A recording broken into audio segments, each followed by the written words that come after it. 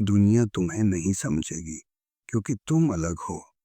तुम खामोश हो, गहरे हो, सोचते हो। और ये दुनिया शोर को पसंद करती है, गहराई को नहीं। जब तुम अपने ख्वाबों का पीछा करोगे, लोग हंसेंगे, कहेंगे ये पागल है, ये क्या कर रहा है।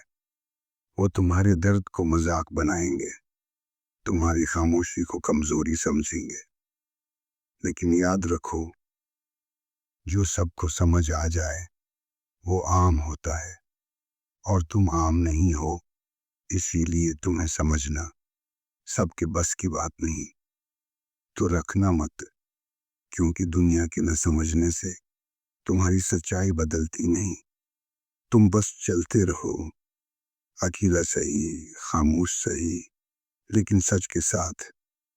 एक दिन वही दुनिया तुम्हें देखेगी और कहेगी, हमने गलत समझा था।